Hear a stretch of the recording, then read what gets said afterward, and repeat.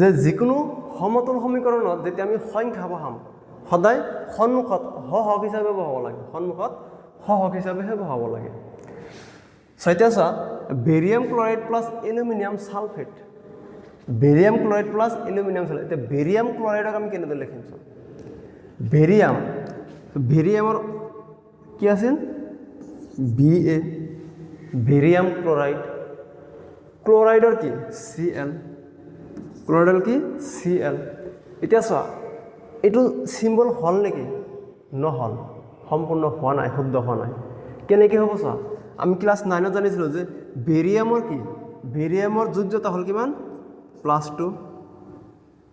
ঠিক আছে ক্লৰাইডৰ কিমান 1 চা প্লাস মাইনাস ইয়াতে দিব নালাগে জাস্ট তোমালোকে মনত ৰাখিবা ইয়াৰ যোজ্যতা 2 ইয়াৰ যোজ্যতা কিমান 1 তো চা এই 2 ইয়াতে যাব আৰু এই 1 ইয়াতে আহিব ঠিক আছে তো চা যদি আমি এইটো সিম্বল লিখিব লাগে তেনে আমি কি লিখিম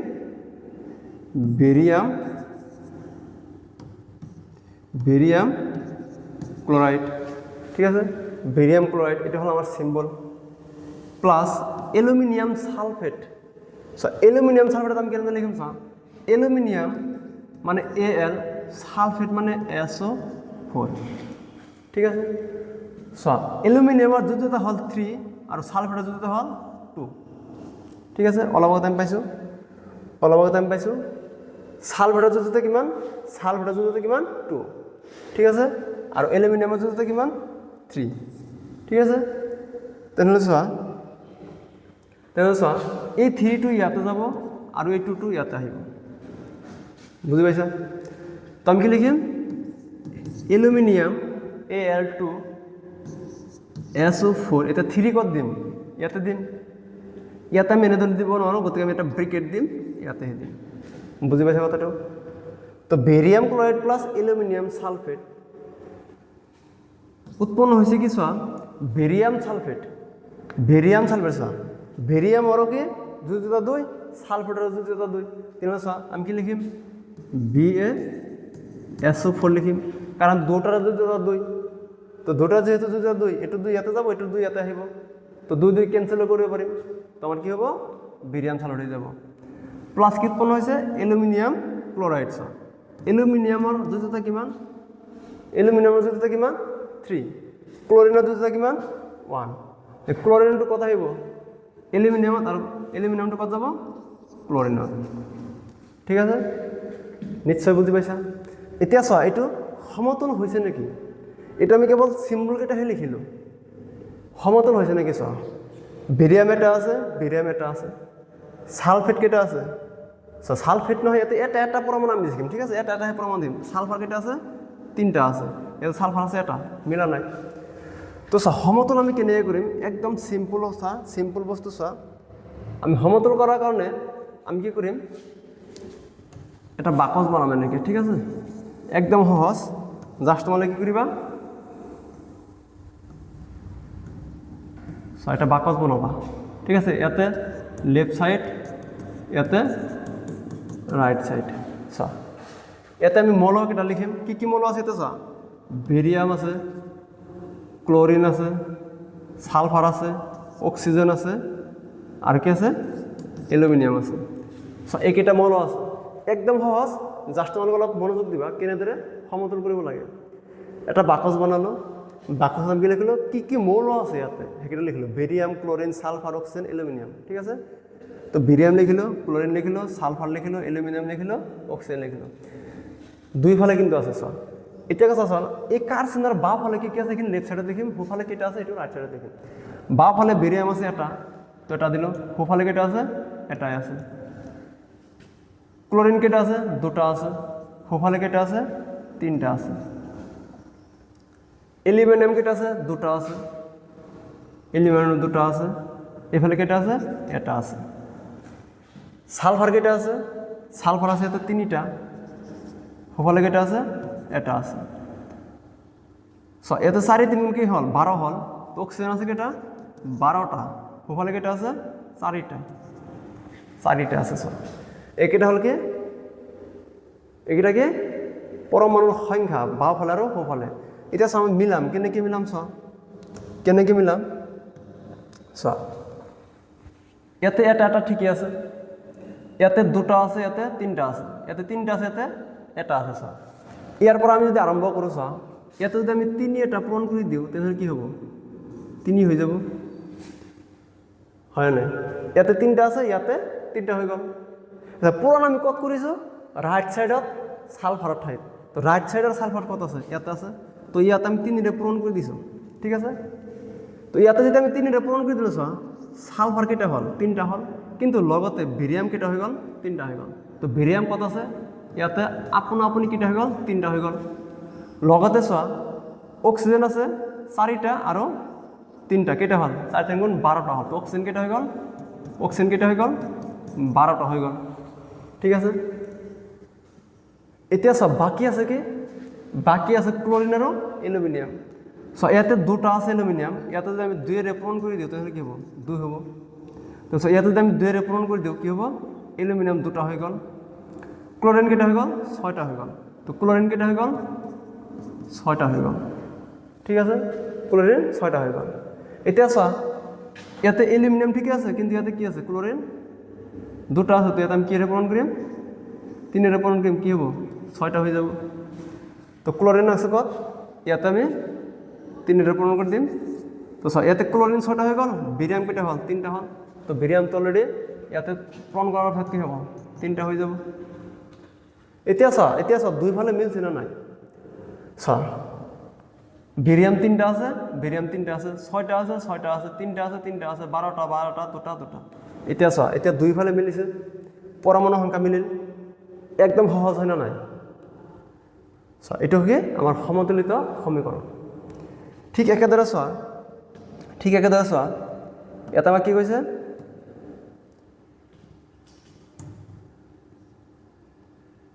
চোৱা সোডিয়াম প্লাছ পানী সোডিয়াম কি সোডিয়াম প্লাছ পানী কি উৎপন্ন হৈছে সোডিয়াম হাইড্ৰক্সাইড অৰ্থাৎ সোডিয়াম হাইড্ৰক্সাইড উৎপন্ন হৈছে লগতে কি হাইড্ৰজেন গেছ তো হাইড্ৰজেন গেছ উৎপন্ন হৈছে চোৱা এইটো সমতুলিত কৰা আছে না নাই সোডিয়াম এটা আছে হাইড্ৰজেন দুটা আছে আৰু এটা 3টা আছে নিমিলা অক্সিজেন এটা ঠিক আছে তো আমাৰ কি কৰিব লাগিব তো মিলাব লাগিব তো এইটো আমি কেনেদৰে মিলাম চাওঁ একদম সহজ জাষ্ট আমি কি কৰিম চোৱা প্ৰথমতে আমি কি লিখিম মৌল তো আমি মৌলকেইটা লিখিম তাৰপিছত আমি লেফ্ট সাইডত যিকেইটা আছে সেইকেইটা লিখিম ৰাইট সাইডত যিকেইটা আছে সেইকেইটা লিখিম চোৱা সোডিয়াম আছে হাইড্ৰজেন আছে আৰু অক্সিজেন আছে কেইটা আছে চোৱা ৰাইট সাইডত আছে সোডিয়াম এটা হাইড্ৰজেন দুটা অক্সিজেন এটা লেফ্ট সাইডত এটা দুটা এটা ৰাইট সাইডত কেইটা আছে চোৱা সোডিয়াম এটা হাইড্ৰজেন এটা চোৱা হাইড্ৰজেন আছে 3টা তাৰমানে কিন্তু সোডিয়াম এটা আছে হাইড্ৰজেন চোৱা 2 ঠাইত আছে কিন্তু এটা অলপ ভালদৰে মনোযোগ দিব হাইড্ৰজেন কেই ঠাইত আছে 2 ঠাইত তো আমি ভাগকে লিখিম একেলগে নহয় হা তো হাইড্ৰজেন এটা আছে লগতে কেইটা আছে 2টা আছে ঠিক আছে লগতে কেইটা আছে 2টা আছে আৰু অক্সিজেন কেইটা আছে এটাই আছে বুজি পাইছা কথাটো এটা মিলাম কেনেদৰে মিলাম চোৱা অলপ মনোযোগ দিবা একদম সহজ বস্তুখিনি চোৱা লেফ্ট সাইডত ইয়াতে চোৱা অক্সিজেন ঠিকই আছে সোডিয়ামো ঠিকই আছে এতিয়া মিলাম কৰ পৰা তো চোৱা ইয়াতে যদি আমি এই একত যদি আমি কি কৰোঁ এই একত যদি আমি 2 পূৰণ কৰোঁ কি হ'ব 2 আৰু লগতে 2টা ইয়াতে আছে তো কেইটা হ'ল 4টা হৈ গ'ল টোটেল এই একৰ লগত যদি আমি 2 পূৰণ কৰোঁ কিমান হ'ব 2 হ'ব লগতে +2 আছে তেনেহ'লে টোটেল কেইটা হ'ল 4টা হ'ল কাৰ লগত পূৰণ কৰিছোঁ চোৱা প্ৰথম এটাৰ লগতহে আমি পূৰণ কৰিছোঁ তো প্ৰথম এটা ক'ত আছে ইয়াতে আছে তো ইয়াৰ লগতহে আমি কি কৰিছোঁ 2 পূৰণ কৰিছোঁ ইয়াৰ লগতহে আমি 2 পূৰণ কৰিছোঁ ঠিক আছে তো ইয়াৰ লগত যেতিয়া 2 পূৰণ কৰিম তেতিয়া চোৱা লগে অক্সিজেনৰ লগতো 2 পূৰণ হৈ যাব সোডিয়ামৰ লগতো 2 পূৰণ হৈ যাব তো সোডিয়ামৰ লগতো 2 পূৰণ হৈ গ'ল আৰু অক্সিজেনৰ লগতো 2 পূৰণ হৈ গ'ল ঠিক আছে তেনেহ'লে চোৱা ইয়াতে যদি আমাৰ দুটা লাগে তেনেহ'লে কি ইয়াতে আমাৰ 2 পূৰণ কৰিব লাগিব ইয়াতে আমাৰ 2 পূৰণ কৰিব লাগিব ইয়াতে আমাৰ কি কৰিব লাগিব সো এটা 4টা হল নহয় ইয়াতে আমাৰ 2 পূৰণ কৰিব লাগিব ঠিক আছে 4টা হৈ যাব তো আমি কি কৰিম অৰ্থাৎ চোৱা য'ত হাইড্ৰজেন আছে তাত আমি 2 পূৰণ কৰি দিম আৰু এটা আমি কি কৰিম 2 এটা পূৰণ কৰি দিম সো সোডিয়াম দুটা তো সোডিয়াম দুটা আছে সোডিয়াম এত দুটা আছে হাইড্রোজেন 4টা হল হাইড্রোজেন 4টা হল তো দুটা হাইড্রোজেন আর দুটা হাইড্রোজেন 4টা হয়ে গেল অক্সিজেন দুটা আছে তো অক্সিজেন দুটাই আছে হয়ে গেল এতে কি হল সমতল করা হল নিশ্চয় বুঝি পালা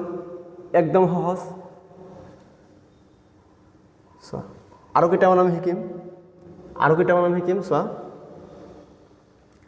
স্যাৰ তলৰ ৰাসায়নিক সমীকৰণসমূহ সন্তুলন কৰা আৰু সমতুল কৰা একেই কথা স্যাৰ কি কৈছে চোৱা HNO3 অৰ্থাৎ হাইড্ৰোজেন নাইট্ৰেট ঠিক আছে HNO3 ক্যালসিয়াম হাইড্ৰক্সাইড আৰু ক্যালসিয়াম নাইট্রেট প্লাস পানী স্যার এটা হ'ব H2 এটা 2 টো एक्चुअली ইয়াতে হ'ব তো H2 সব কেইটা তাৰমানে ইয়াতে হ'ব হা ইয়াতে হ'ব 3 ইয়াতে হ'ব 2 ইয়াতে হ'ব সো একেই কথা একদম সহজ ভালদৰে মনোযোগ দিবা আমি কি কৰিম প্ৰথমতে এটা কি কৰিম এটা আমি কি কৰিম বাকস বনাম এটা মৌল লিখিম এটা লেফট সাইডৰ কেটা লিখিম এটা আমি ৰাইট সাইডৰ কেটা লিখিম ঠিক আছে মৌল এটা কি আছে হাইড্রোজেন আছে নাইট্রোজেন আছে অক্সিজেন আছে ক্যালসিয়াম আছে সব হাইড্রোজেন আছে নাইট্রোজেন আছে অক্সিজেন আছে ক্যালসিয়াম আছে হাইড্রোজেন আছে নাইট্রোজেন আছে অক্সিজেন আছে আৰু ক্যালসিয়াম আছে এটা লেফট সাইডত কেটা আছে সব হাইড্রোজেন এটা আছে দুটা মাজত যোগ আছে তো আমি তেনেকৈ লিখিম কেটা আছে এটা আছে সরি এটা আমি সংখ্যাহে লিখিম তো চোৱা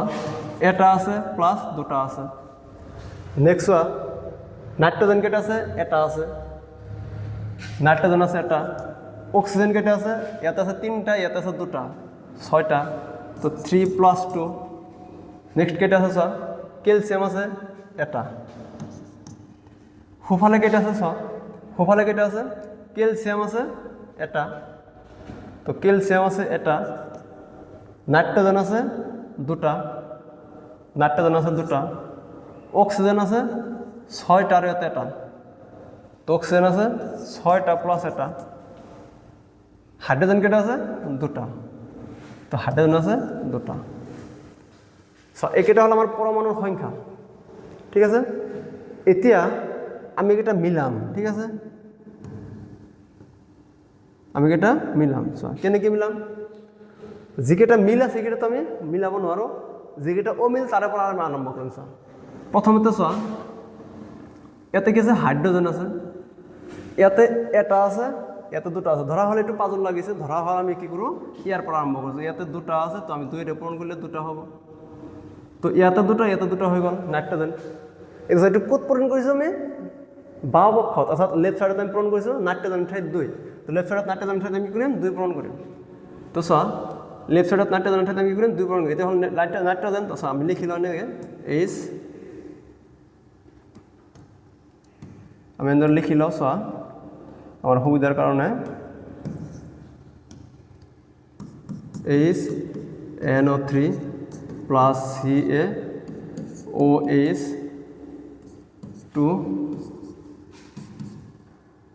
CaNO3 2 প্লাস H2O ছয়তে অলপ ভালদৰে মনোযোগ দিবা ছয় ক্লিক করলে আমি নাইট্রোজেনের ঠাইত 2 পূরণ করছি তো নাইট্রোজেন কটা আছে ইয়াতে আছে তো ইয়াতে আমি 2 পূরণ করে দিলাম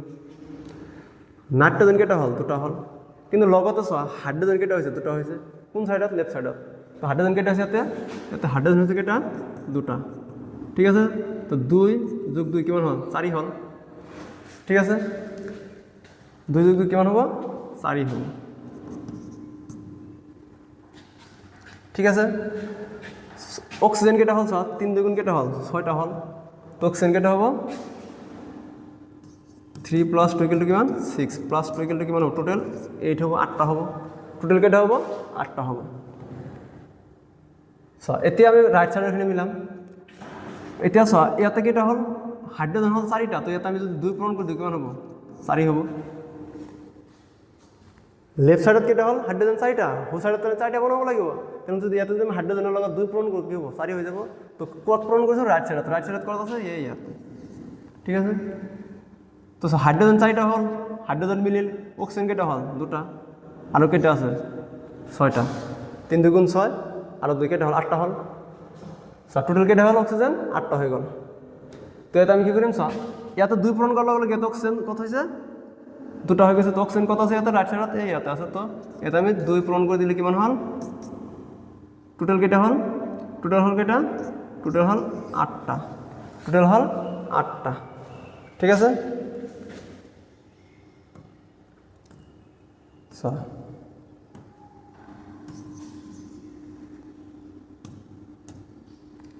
টোটাল কেইটা হ'ল 8টা হ'ল সো লগতে সো ক্যালসিয়াম কেইটা হ'ল ক্যালসিয়াম এটা আছে এটাই আছে সো এতে চাৰিফালে মিলছে সো ইয়াতে 4টা হ'ল ইয়াতে 4টা হ'ল ইয়াতে দুটা হৈছে ইয়াতে দুটাই আছে ইয়াতে 8টা হৈছে ইয়াতে 8টা আছে ইয়াতে এটা আছে ইয়াতে এটা আছে সো দুইফালে মিলিল তাৰ মানে কি আমাৰ সমীকৰণ সমতুল কৰা হৈ গ'ল নিশ্চয় তোমালোকে বুজি পালা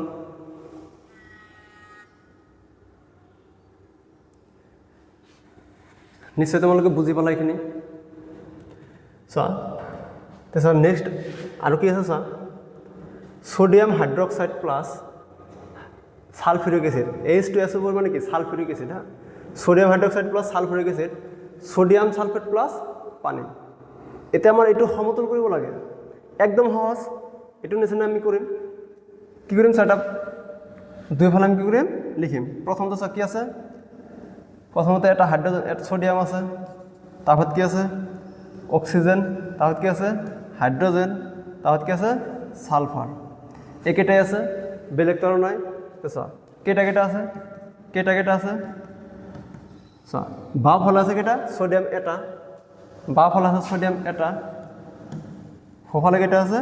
হোফালে আছে দুটা বাম ফল আছে এটা হোফালে আছে কেটা দুটা নেক্সট অক্সিজেন বাম ফলে এটা আর 4টা তো 1 + 4 1 প্লাস কিমান আছে 4 আছে নেক্সট হাইড্রোজেন আছে এটা আর এটা আছে দুটা তো 1 + 2 সালফার আছে কেটা এটা রাইট সাইডে আছে সোডিয়াম দুটো আছে সালফার আছে এটা তো সালফার এটা আছে অক্সিজেন আছে 4টা আর এটা তো অক্সিজেন 4টা আর এটা হাইড্রোজেন কেটা আছে দুটো আছে এটা এইখিনি আমাৰ সমতুল কৰিব লাগে একদম সহজ জাস্ট সংখ্যা কেটা মিলাম ঠিক আছে সো এইটো 1 আছে 2 আছে ইয়াৰ পৰা আমি আৰম্ভ কৰো তো এতে যদি আমি কি কৰো এতে যদি আমি 2 এৰ পূৰণ কৰি দিও এতে যদি আমি 2 এৰ পূৰণ কৰি দিও কিমান হ'ব 2 হৈ যাব মিলি গল তো লেফট সাইডত আমি কি কৰিছো লেফট সাইডত আমি সোডিয়ামৰ লগত 2 পূৰণ কৰিছো তো লেফট সাইডত আমি কি কৰিম সোডিয়ামৰ লগত কি কৰিম আমি 2 পূৰণ কৰি দিম তো এতে যদি আমি 2 পূৰণ কৰি দিও তেনে হল সোডিয়াম কেটা হল দুটা হল লগতে অক্সিজেনও দুটা হল লগতে হাইড্রোজেনও দুটা হল সোডিয়ামও দুটা হল অক্সিজেনও দুটা হল হাইড্রোজেনও দুটা হল লেফট সাইডত অক্সিজেন কেটা হল ইয়াতে অক্সিজেন ইয়াতে এটা ইয়াতে 4টা তো একৰ লগত 2 পূৰণ হৈছে তো আমি ইয়াতে লিখিব পাৰিম এনেকৈ যে ইয়াতে যদি আমি 1 × 2 কৰোঁ তেনেহ'লে ইয়াতে কি হ'ব 2 প্লাস 4 গেলে কিমান হ'ব টোটাল 6 হ'ব ঠিক আছে আর হাইড্রোজেন কেটা হল দুটা হল তো এটা আমি কি লিখিম 1 × 2 ইকুয়াল টু কিমান হ'ব 2 প্লাস 2 ইকুয়াল টু কি হ'ব 4 হ'ব ইকুয়াল টু কিমান হ'ব 4 হ'ব ঠিক আছে নিশ্চয় বুজি পালে এইখিনি এতিয়া রাইট সাইডত আমি কি কৰিম এটো তো দুটা মিলিছে এতিয়া হাইড্রোজেন অক্সিজেন কেটা আছে 6টা টোটাল তো এটা 4টা আছে এই একৰ লগত আমি 2 পূৰণ কৰি দিও কি হ'ব টোটাল কেটা হ'ব 6টা হৈ যাব টোটাল কেটা হ'ব 6টা হ'ব তেছা রাইট সাইডত এটা অক্সিজেন লগত 2 পূৰণ কৰিছো ৰাইট সাইডত এটা অক্সিজেন কত আছে ইয়াতে আছে তো ইয়াৰ লগত আমি 2 পূৰণ কৰিছো ঠিক আছে তো ৰাইট সাইডত এটা অক্সিজেন লগত আমি 2 পূৰণ কৰিছো ঠিক আছে তো অক্সিজেন কেটা হল দুটা হল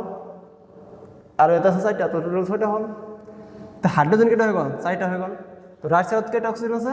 সরি হাইড্রোজেন আছে 2টা তো পূরণ করলে কেটা হবো 4টা তো চোৱা এতিয়া চোৱা ইয়াতে কেটা হল 2টা ইয়াতেও 2টা ইয়াতে 6টা ইয়াতে 6টা 4টা 4টা এটা এটা মিলিল সমান হল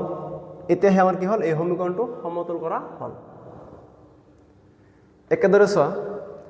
চোৱা same to same barium chloride plus sulphuric acid plus barium sulphate কি উৎপন্ন হয়েছে barium sulphate plus hydrogen chloride barium sulphate plus hydrogen chloride একদম সহজ এটার নিচিনাকে সেম সেম তোমালোকে করার যত্ন করিবা ঠিক আছে তোমালোকে এইটো এনসার কিমান হ'ব কমেন্টত তোমালোকে লিখিবা তোমালোকে চোৱা যদি সমীকৰণটো লিখিব নোৱাৰা ইয়াতে এ ইয়াতে বি ইয়াতে সি ইয়াতে ডি এইকেইটাৰ মান লিখি দিবা ঠিক আছে তোমালোকে সমীকৰণটো যদি লিখিব নোৱাৰা তেতিয়াহ'লে এইকেইটাৰ মান লিখি দিবা ABCD ৰ মানকেইটা লিখি দিবা ঠিক আছে কিমান কিমান হয় তো তোমালোকে এইখিনি নিশ্চয় বুজি পাইছা ভালদৰে